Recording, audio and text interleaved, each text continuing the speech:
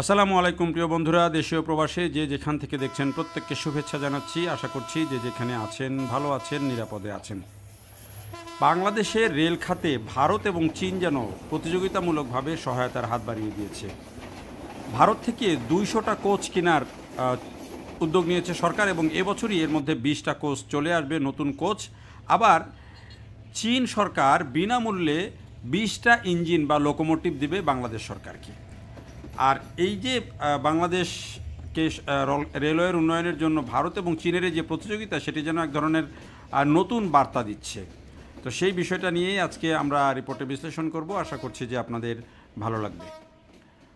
বাংলাদেশের রেলওয়ের যে উন্নয়ন, সেই উন্নয়নের ক্ষেত্রে আমরা যতটুকু দেখেছি যে গত সরকারের আমলে বেশিরভাগ প্রকল্প ছিল ভারতের হাতে, কিন্তু এবারে সরকার যে একটি উদ্যোগ নিয়েছে, অন্তর্বর্তী সরকার রেল খাতের উন্নয়নে, সেখানে চীন হাত বাড়িয়ে দিচ্ছে বড় পরিসরে এবং বিনামূল্যে 20টি কোচ অনুদান হিসাবে দিবে বাংলাদেশ সরকারকে। প্রায় 1600 কোটি টাকার এই প্রকল্প এরই মধ্যে ডিপিপি হয়েছে। বাংলাদেশের রেলওয়ের লোকোমোটিভ ঘাটতির সমস্যা দীর্ঘদিনের। প্রায় প্রতিদিনই পুরনো ইঞ্জিন বিকল হয়ে ট্রেন চলাচলে বিঘ্ন ঘটাচ্ছে, যাত্রী সেবায় ভোগান্তি তৈরি করছে। এই অবস্থায় চীনের অনুদানে 20টি নতুন মিটার গেজ লোকোমোটিভ আনতে একটি প্রকল্প প্রস্তাব অনুমোদনের অপেক্ষায় রয়েছে। শেখ হাসিনা সরকারের পতনের পর বাংলাদেশের জন্য চীনের এটি একটি বড় অনুদান হিসেবে দেখছেন কর্মকর্তারা। এর আগে 2023 সালে বাংলাদেশ রেলওয়েকে 20টি পুরনো লোকোমোটিভ দিয়েছিল ভারত। আলোচিত প্রকল্পটি নির্বিঘ্নে সময়মতো বাস্তবায়ন হলে শুধু লোকোমোটিভ সংকটই কিছুটা কাটবে না, বরং জ্বালানি সাশ্রয় এবং নিরাপদ চলাচলেও নিশ্চিত করবে বলে বলা হচ্ছে। পরিকল্পনা কমিশন ও অর্থনৈতিক সম্পর্ক বিভাগের কাছে রেল মন্ত্রণালয় এরই মধ্যে procurement of 20 metre gauge diesel electric locomotive for Bangladesh railway under China grant শীর্ষক প্রকল্প প্রস্তাব পাঠিয়েছে। প্রাথমিক উন্নয়ন প্রকল্প প্রস্তাব বা পিডিপিপি দ্রুত অনুমোদনের জন্য উদ্যোগ নেওয়া হয়েছে। পুরো প্রকল্পের ব্যয় ধরা হয়েছে 1635 কোটি টাকা, প্রায় $133 মিলিয়ন। এর মধ্যে চীন 1591 কোটি টাকা দেবে অনুদান আকারে। বাংলাদেশ সরকার নিজস্ব তহবিল থেকে দেবে মাত্র 44 কোটি টাকা বা $3.8 মিলিয়ন। জানুয়ারি 2026 থেকে ডিসেম্বর 2027 পর্যন্ত 2 বছরে এই প্রকল্পটি বাস্তবায়নের পরিকল্পনা নির্ধারণ করা হয়েছে। প্রকল্পের আওতায় শুধু লোকোমোটিভই নয়, বরং প্রয়োজনীয় খুচরা যন্ত্রাংশ, আধুনিক যন্ত্রপাতি ও প্রশিক্ষণ সুবিধাও পাওয়া যাবে, যাতে রেলওয়ে প্রকৌশলী ও মেকানিকরা প্রযুক্তিগত জ্ঞানও অর্জন করতে পারে। বাংলাদেশ রেলওয়েতে বর্তমানে লোকোমোটিভ পরিস্থিতি অত্যন্ত উদ্বেগজনক। বর্তমানে মোট লোকোমোটিভ আছে 306টি, এর মধ্যে 174টি মিটার গেজ ও 132টি ব্রড গেজ। কিন্তু বাস্তবতা হলো মিটার গেজ বহরের বেশিরভাগ ইঞ্জিনই আয়ুষ্কাল অতিক্রম করেছে। সরকারি নথি থেকেই দেখা যায় 124টি মিটার গেজ লোকোমোটিভ অর্থাৎ মোট বহরের 71%রই আয়ুষ্কাল পেরিয়ে গেছে। এর মধ্যে 68টি ইঞ্জিন টানা 40 বছর ধরে চলছে আর 84টি 30 বছর পার করেছে। এত পুরনো ইঞ্জিন চালানো এখন রেলওয়ের জন্য বড় বোঝা হয়ে দাঁড়িয়েছে। রেলওয়ে প্রকৌশলীদের ভাষায় এসব পুরনো ডিজাইনের ইঞ্জিনের যন্ত্রাংশ পাওয়া কঠিন হয়ে যাচ্ছে। অনেক সময় উচ্চ মূল্যে বিদেশ থেকে আনতে হয়, তারপরও মেলে না প্রয়োজনীয় যন্ত্রাংশ। ফলে ঘন ঘন বিকল হয়ে পড়ে ইঞ্জিনগুলো।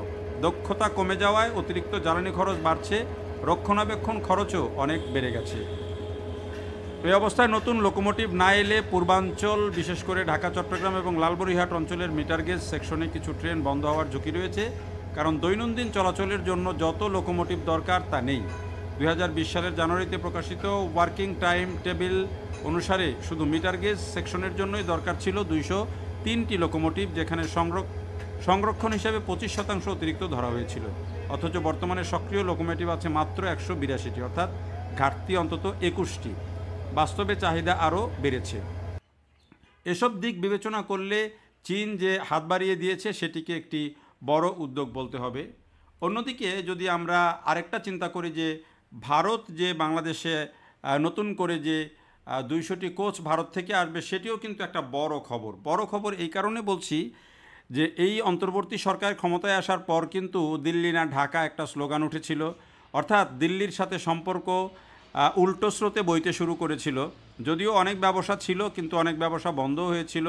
বাংলাদেশের সাথে কিন্তু ব্যবসা বাণিজ্যের ক্ষেত্রে বেশ কিছু বড় পরিবর্তনও এসেছে ভারতের সাথে। তো সেই ক্ষেত্রে আবার নতুন করে এই যে 200 কোচ ভারত থেকে সংগ্রহের বা কেনার যে উদ্যোগ, সেটিকে এক ধরনের বলা যায় যে বরফ গলার মতো অবস্থায় বলা যায়।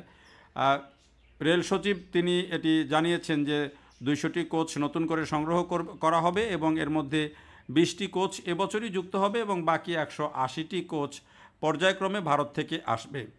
এই কোচগুলো আসলে এখানে যে রেলওয়ের যে যাত্রী সেবা সেটি অনেক বাড়বে, যেটি বলা হচ্ছে।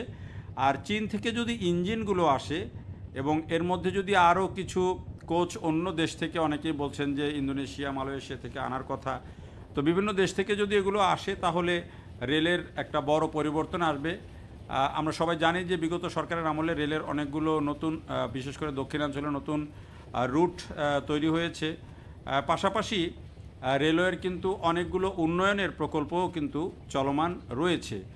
এই প্রকল্পগুলো যদি বাস্তবায়ন হয় এবং সেগুলো যদি আলোর মুখ দেখে তাহলে কিন্তু বাংলাদেশের রেলওয়ের যে ব্যবস্থাপনা সেটি কিন্তু একেবারে পরিবর্তন হয়ে যাবে।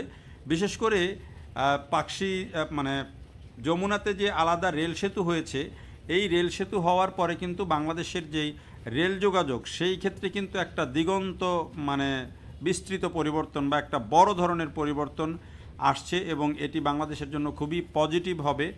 আবার যেখানে আমরা দেখছি যে জয়দেবপুর থেকে ঈশ্বরদী পর্যন্ত ডবল লাইন হবে, সিরাজগঞ্জ থেকে বগুড়া পর্যন্ত নতুন রেল লাইন হবে, যে প্রকল্প আগেই গত সরকারের আমলেই নেওয়া। তো এই প্রকল্পগুলো যখন রেলের আসছে তখন কিন্তু রেলওয়েতে এই লোকোমোটিভ সংকট যদি থাকে তাহলে কিন্তু এগুলো পূরণ করা সম্ভব নয়, নতুন লাইন হয়েও খুব একটা লাভ হবে না। ফলে এই ক্ষেত্রে যদি এই যে নতুন ইঞ্জিনগুলো যদি চায়না যে ইঞ্জিনগুলো দিচ্ছে 20টা ইঞ্জিন, সেগুলো যদি আসে, পাশাপাশি এগুলো যদি কোচ যেগুলো ভারত থেকে আসার কথা সেগুলো যদি সময় মতো আসে এবং রেলের যে প্রকল্পগুলো বর্তমানে বড় প্রকল্পগুলো নেওয়া আছে, বিশেষ করে জয়দেবপুর থেকে ঈশ্বরদী পর্যন্ত ডাবল লাইন, সিরাজগঞ্জ থেকে বগুড়া পর্যন্ত যে লাইন সেটি হয়ে গেলে ঢাকার সাথে উত্তরবঙ্গের দূরত্ব এখন যেটি নাটোর ঘুরে আবদুলপুর ঘুরে ঈশ্বরদী ঘুরে যেতে হয় সেটি অনেক কমে যাবে, উত্তরের মানুষের জন্য অনেক বড় সাশ্রয়ী হবে। তো এই প্রকল্পটিও যখন হয়ে যাবে, পাশাপাশি বিভিন্ন জায়গায় যেটি মিটার গেজকে ব্রড গেজ সংযুক্ত করা হচ্ছে, পাশাপাশি যেখানে সিঙ্গেল লাইন আছে সেখানে ডবল লাইন হচ্ছে। ফলে রেলওয়েরও কিন্তু একটা বড় পরিবর্তন গত সরকারের আমলেই সূচনা হয়েছিল, সেটি এখন যদি ধারাবাহিকতা বজায় রেখে এই উন্নয়নগুলো হয়ে যায় তাহলে কিন্তু রেল যোগাযোগের ক্ষেত্রেও বাংলাদেশে একটা যুগান্তকারী পরিবর্তন আসবে এবং মানুষ কিন্তু স্বস্তি পাবে। সবচেয়ে বড় কথা হলো যে রেলের ক্ষেত্রে আপনি যোগাযোগ বলেন, পণ্য পরিবহনই বলেন আর জনপরিবহনই বলেন, দুইটার ক্ষেত্রেই কিন্তু এটি অনেক বেশি সময় সাশ্রয়ী এবং অনেক বেশি অর্থ সাশ্রয়ী।